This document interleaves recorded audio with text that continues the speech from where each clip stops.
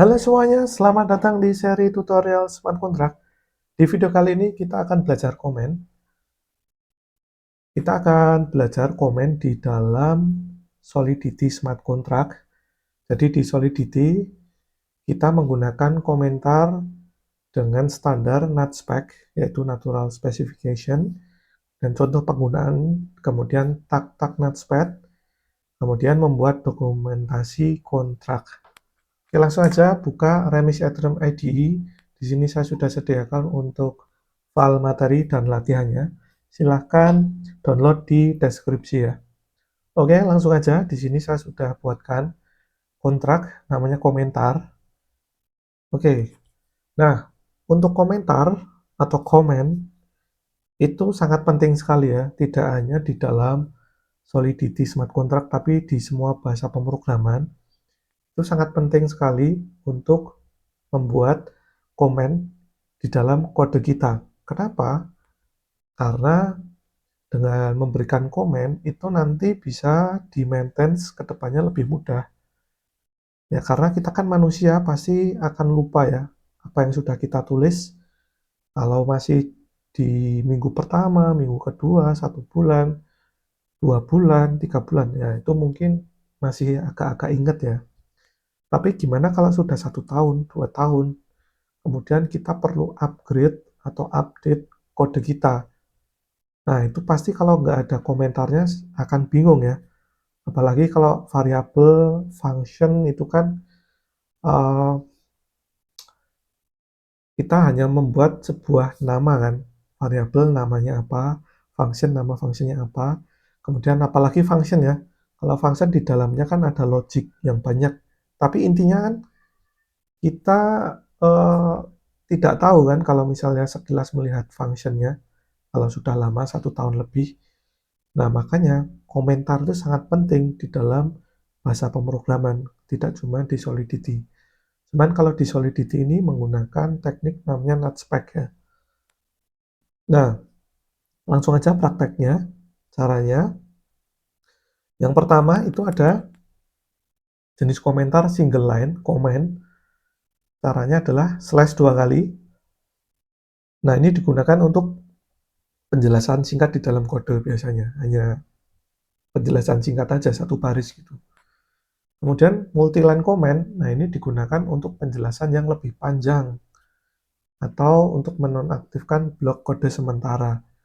Nah, caranya ini ya, slash bintang, kemudian ditutup dengan bintang slash.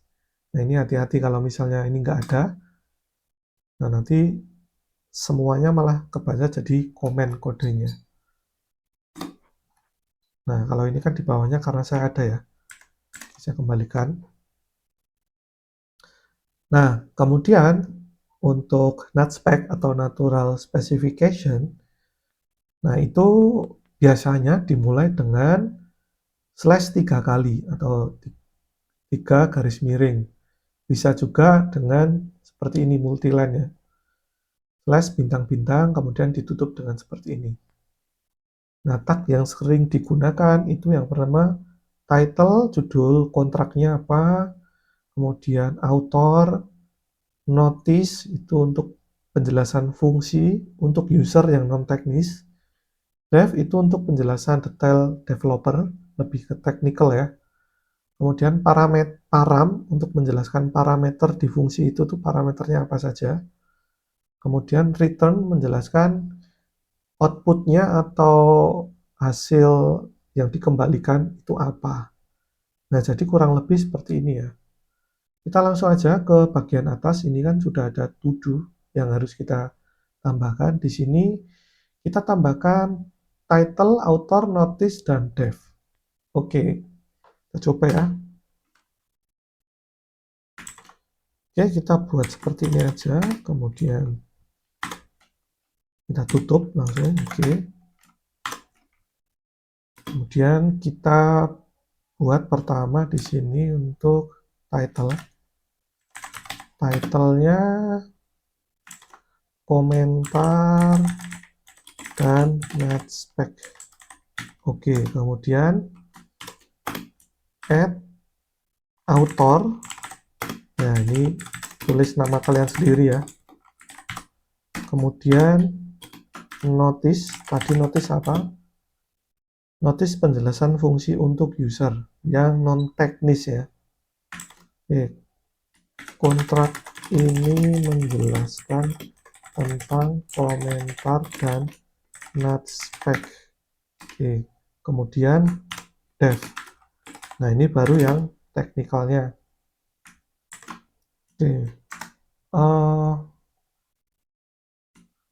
Menjelaskan tujuan dari kode yang akan dibuat.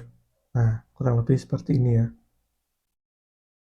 Kemudian kita turun ke bawah. Nah, di sini saya sudah sediakan variabel, tinggal kita tambahkan notice-nya di sini. Notice, kemudian tambahkan ini untuk apa tadi notice, fungsi untuk non teknis ya. Menyimpan pesan user terakhir.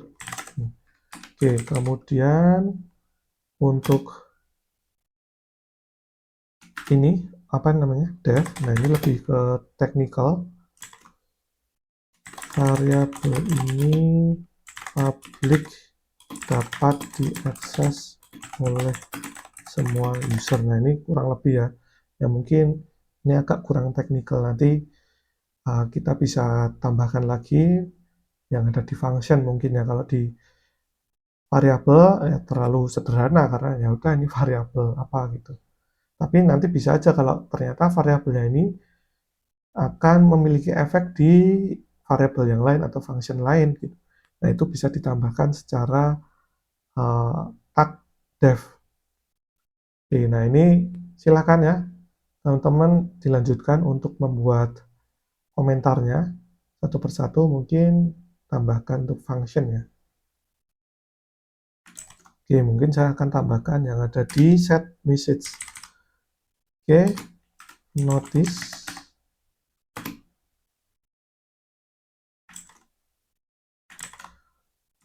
mengubah pesan yang ada di dalam smart contract.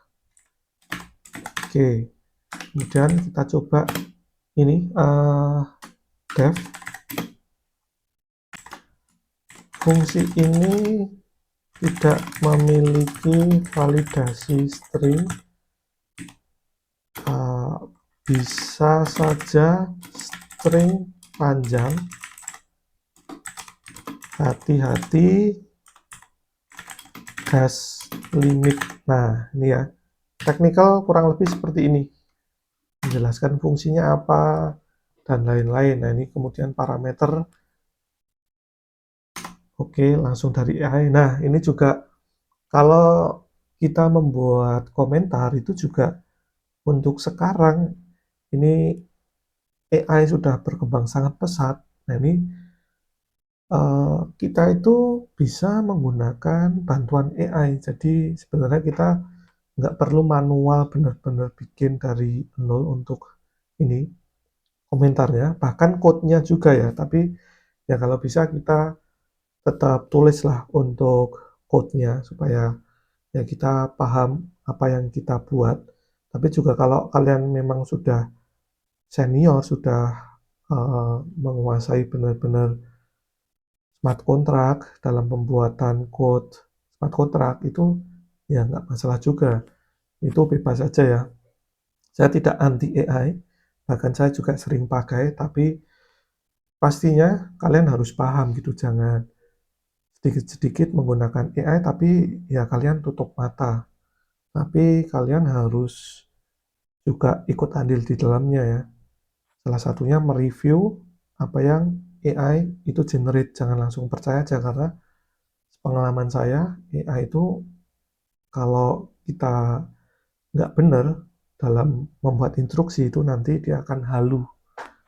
Jadi kalau memang kalian masih pemula ya jangan sampai kalian pasrah ke AI semua.